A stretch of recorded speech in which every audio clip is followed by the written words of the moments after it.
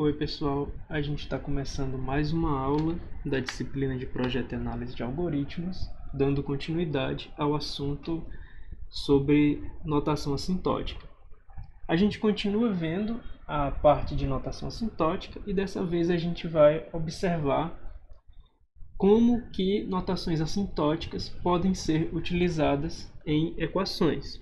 Por exemplo, a gente já está habituado a escrever algo como n está em O de n ao quadrado, né? Onde esse sinal de igualdade ele deve ser interpretado mais como uma pertinência do que como uma igualdade, já que O de n ao quadrado é um conjunto, tá bem? E existe o seguinte: uma expressão dessa forma, 2n ao quadrado mais 3n mais 1, poderia ter essa parte, 3n mais 1, que certamente se encontra em θ de n, substituída pela notação assintótica θ de n. O que isso quer dizer? Isso quer dizer que 3n mais 1, como se encontra em θ de n, pode ser substituído por θ de n em contextos onde o que é relevante quanto à análise dessa expressão é o seu crescimento. Se a gente estiver num contexto em que o que importa para a análise dessa expressão é a sua taxa de crescimento, conforme n vai aumentando, então essa expressão, 3n mais 1, ela pode ser substituída por uma notação assintótica que reflita a sua taxa de crescimento comparada a uma função que costuma ser mais simples. Por exemplo, n tem uma escrita mais simples que 3n mais 1 e elas são assintoticamente equivalentes, né? Já que n é capaz de cercar inferior e superiormente 3n mais 1. Então a gente pode substituir 3n mais 1 por θ de n em contextos onde o que é importante é a análise da taxa de crescimento dessa expressão, tá bom?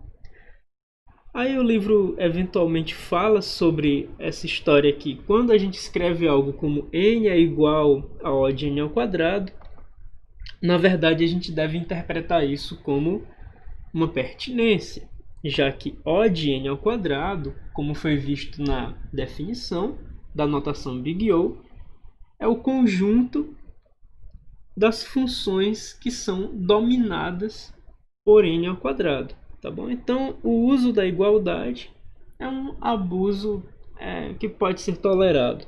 Tá bom?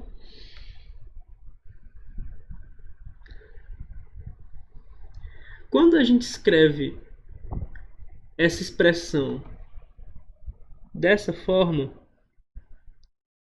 a gente está dizendo o seguinte: essa expressão aqui em destaque, ela tem a mesma taxa de crescimento, na verdade, ela tem uma taxa de crescimento comparável a esta outra expressão em destaque, desde que a gente substitua θ de n por uma função que pertença a θ de n. Ou seja, essa expressão em destaque, ela possui a mesma taxa de crescimento de 2n ao quadrado mais f de n, desde que f de n seja alguma função no conjunto θ de n, ou seja, alguma função que seja dominada tanto, na verdade, que seja cercada inferior e superiormente por n, tá bem? Ou seja, essas duas expressões que acabaram de ser destacadas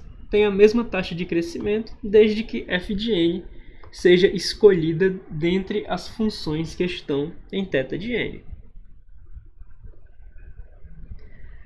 A gente vai poder ver também, quando a gente aborda relações de recorrência, o uso de notações assintóticas para expressar a taxa de crescimento de um certo custo de algum algoritmo. Nesse caso, a gente tem uma expressão, uma relação de recorrência típica de um algoritmo de divisão e conquista, no caso do merge sort, onde o custo de resolver uma entrada com n elementos é equivalente ao custo de resolver duas vezes o problema para entradas com metade do número de elementos, mais o custo de combinar as suas soluções, e esse custo, no caso, vai ser linear.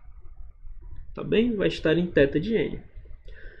Quando uma notação assintótica aparece em um somatório, por exemplo, ou em alguma expressão com argumento, a gente não deve imaginar que essa expressão deve ser substituída várias vezes para os diversos valores do argumento. Na verdade, um dos elementos de O de I deve ser tomado e esta função pertencente a O de I, ela vai ter o seu argumento substituído pelos valores de I nas parcelas desse somatório, tá bom? Isso é um exemplo apenas, mas você pode pegar essa ideia para produtórios também.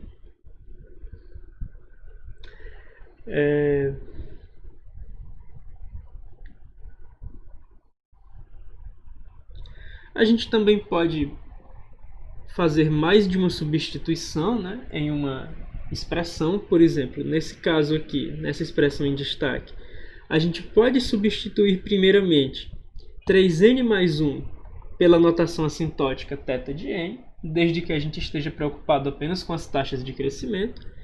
E agora a gente tem 2n ao quadrado mais alguma coisa, alguma função em θ de n.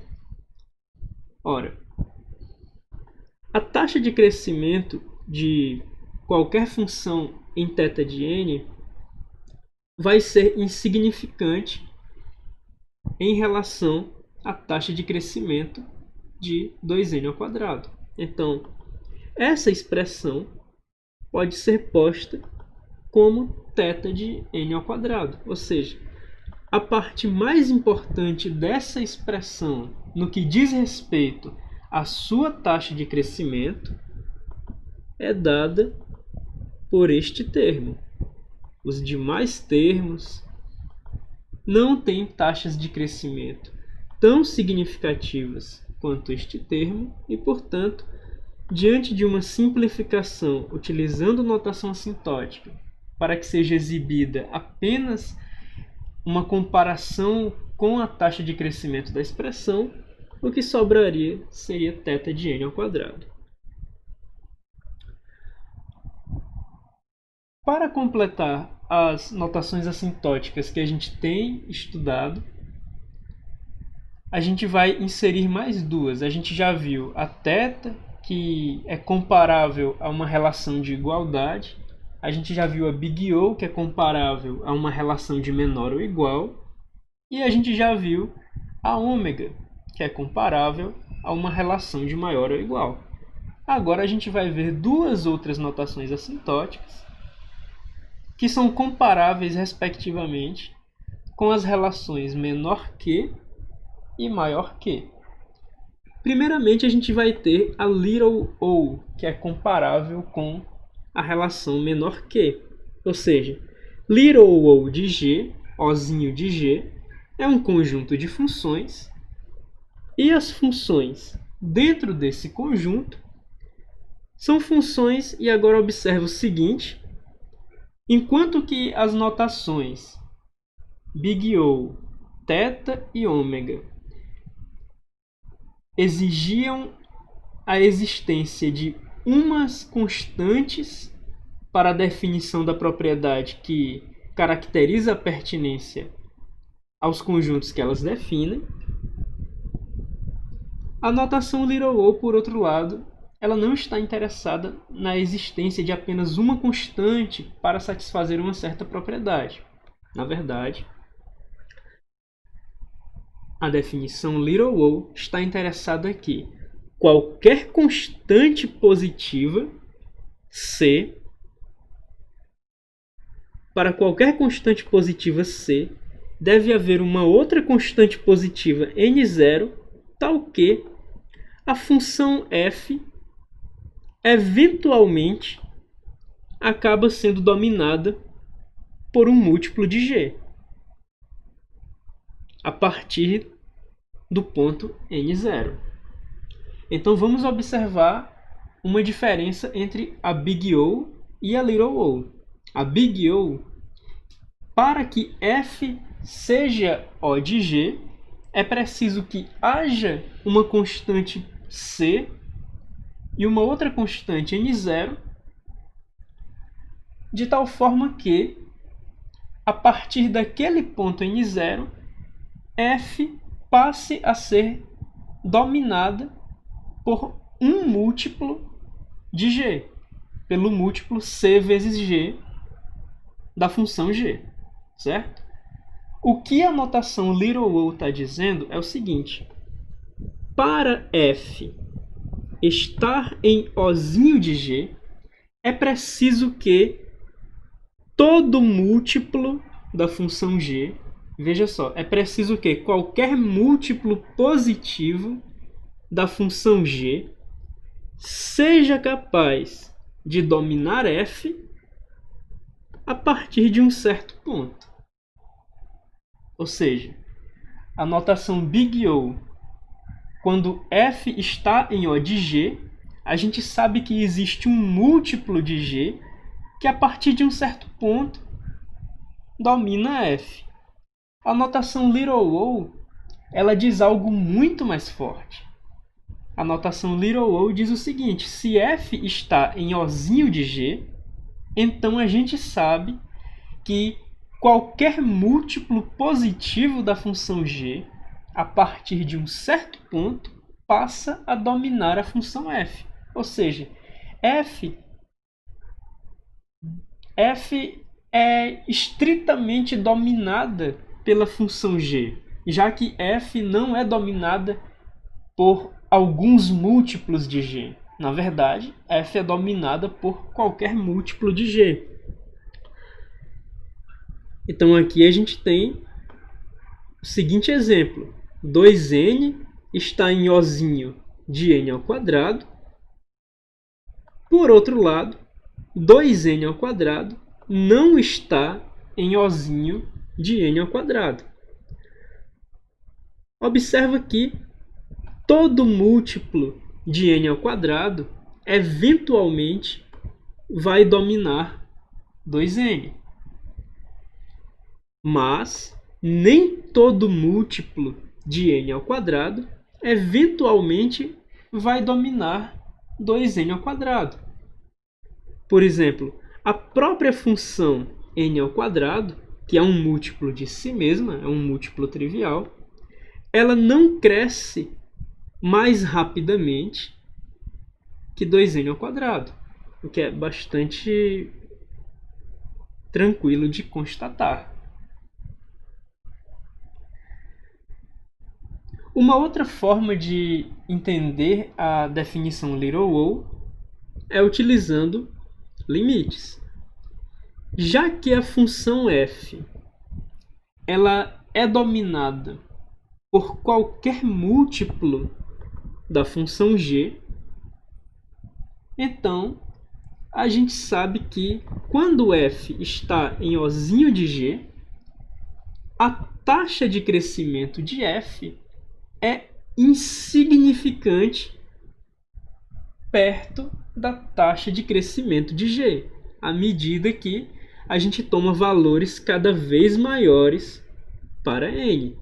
Ou seja, à medida que a gente toma valores maiores e maiores para n, a distância entre os valores f de n e g de n vai aumentando até chegar num ponto em que a razão f de n sobre g de n se torna indistinguível de zero. Tá bem? Mais formalmente, se f está em Ozinho de g, então esta razão f de n sobre g de n vai assumindo valores cada vez mais próximos de zero à medida que a gente toma valores cada vez maiores de n, tá bom? Analogamente à notação little o, a gente tem a notação little ômega. Essa, por sua vez, corresponde a uma relação de maior que.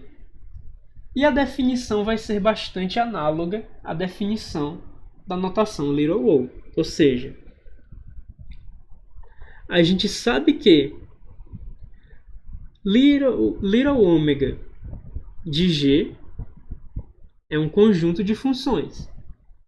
As funções dentro de little ômega de g são as funções f tais que qualquer múltiplo positivo da função g eventualmente é dominado pela função f. Então, o que a gente sabe? A gente sabe que se f está em little ômega de g, a gente sabe que a taxa de crescimento de f é muito maior que a taxa de crescimento de g, ou que a taxa de crescimento de g é insignificante se comparada à taxa de crescimento de f. Tá certo? Uma outra forma de ver é que a função f, quando ela se encontra em little ômega de g, a função f é capaz de dominar, eventualmente, a partir de um certo ponto, qualquer múltiplo da função g.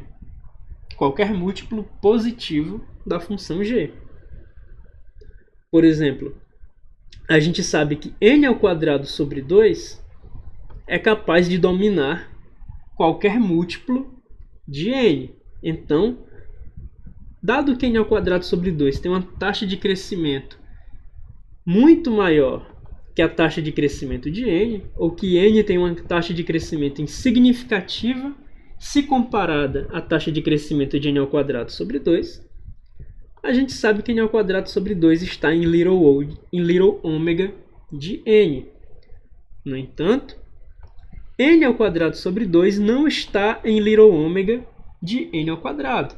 Ou seja, n ao quadrado sobre 2 não é capaz de dominar qualquer múltiplo de n ao quadrado.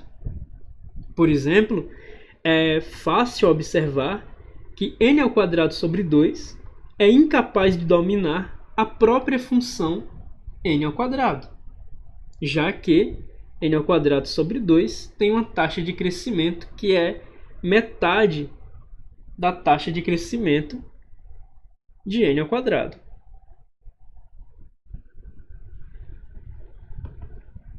Aqui a gente observa, utilizando o limite, que ocorre um comportamento oposto ao comportamento da notação little o. Quando f se encontra em little ômega de g, a gente sabe que a taxa de crescimento de f é muito maior que a taxa de crescimento de g. Portanto, o numerador dessa expressão se torna maior num ritmo muito mais rápido do que o denominador dessa expressão à medida que a gente toma valores de n cada vez maiores. Portanto, quando f está em little ômega de g, o limite da razão entre f e g, quando n tende para infinito, acaba também tendendo a infinito. Abaixo a gente tem algumas propriedades das relações, abaixo a gente tem algumas propriedades das notações assintóticas. Em particular, as 5 notações assintóticas que a gente apresentou são transitivas. Por exemplo, se f está em θ de g e g está em θ de h, então a gente sabe que f está em θ de h. E o mesmo é válido para big O, ômega, little o e little ômega. Agora, observe o seguinte.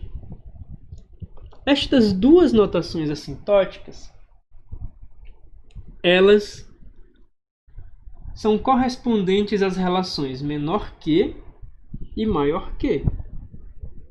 Então, é natural a gente pensar que estas duas notações assintóticas não vão apresentar reflexividade.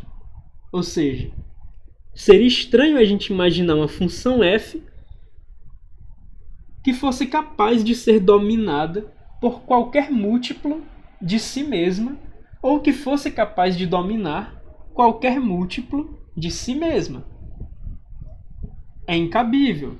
Então, estas duas notações, little o e little ômega, por terem pela sua definição e por se compararem a relações de menor que e de maior que, elas não apresentam reflexividade. Por outro lado, as três outras notações assintóticas, θ, big O e ômega, apresentam reflexividade, ou seja, uma função f está em θ de f, uma função f está em O de f e uma função f está em ômega de f.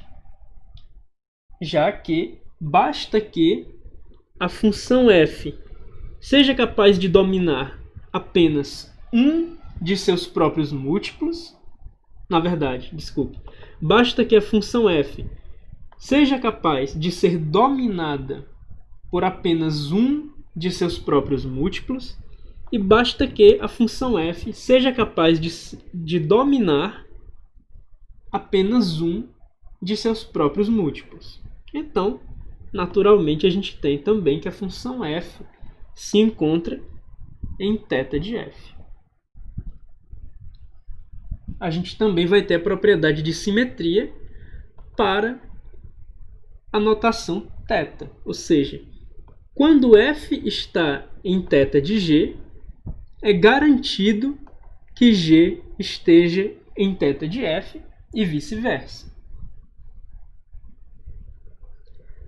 A gente também tem a simetria transposta, e dessa vez as notações little o e little ômega vão participar dessa propriedade, que diz o seguinte: se f é dominada por algum múltiplo de g, então g domina algum múltiplo de f, e vice-versa. Se a função f é dominada por qualquer múltiplo de g, então g consegue dominar qualquer múltiplo de f, e vice-versa. Aqui ele apresenta um quadro que tem justamente as comparações que a gente vem fazendo ao longo das aulas, com a comparação que a big O se assemelha ao menor ou igual, que ômega se assemelha ao maior ou igual, e assim por diante, as demais comparações que a gente tem estabelecido. Apesar disso, existe uma propriedade que é a tricotomia para números reais, que diz o seguinte: para quaisquer dois números A e B, exatamente uma dessas três assertivas deve ser válida. Ou A é menor que B, ou A é igual a B, ou A é maior que B. No entanto, quaisquer duas funções nem sempre podem ser comparadas por notações assintóticas.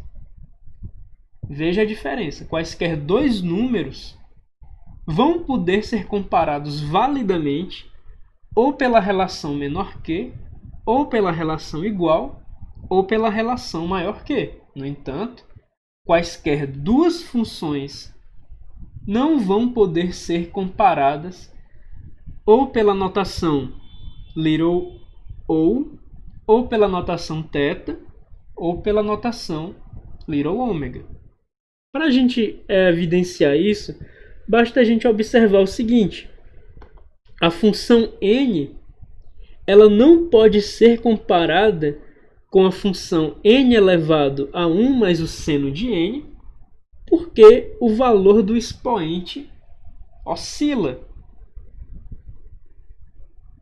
Como o valor deste expoente oscila, a taxa de crescimento dessa função não se sustenta para ser comparada com a taxa de crescimento dessa função.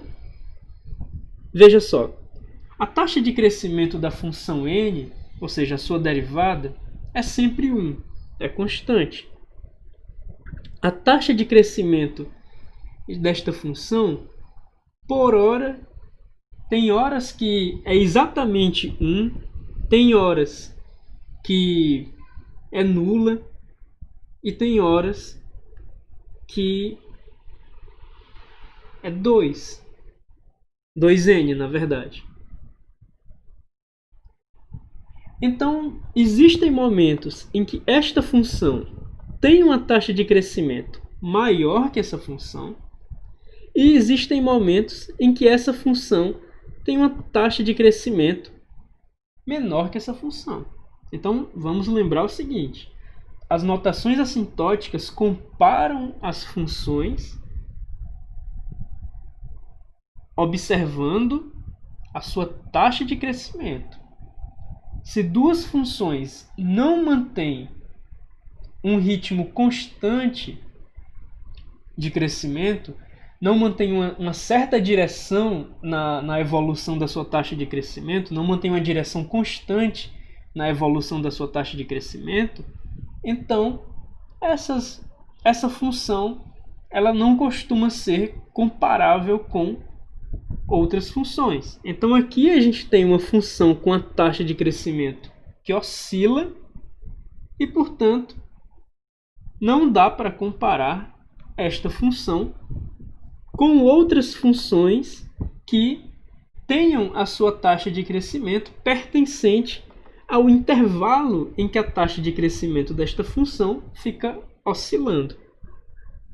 Tá bem? Então, a gente tem essa última propriedade, a tricotomia, que vale para números reais, quando comparados por ou menor que, ou igual, ou maior que, e apesar disso, nem todo par de funções pode ser comparado por notações assintóticas. Daí a gente tomou como exemplo funções que têm uma taxa de crescimento oscilante. Elas não podem ser comparadas com algumas outras funções assintoticamente. Tá bem? Após isso, a gente tem alguns exercícios e esse foi o conteúdo da nossa aula. Então, até a próxima.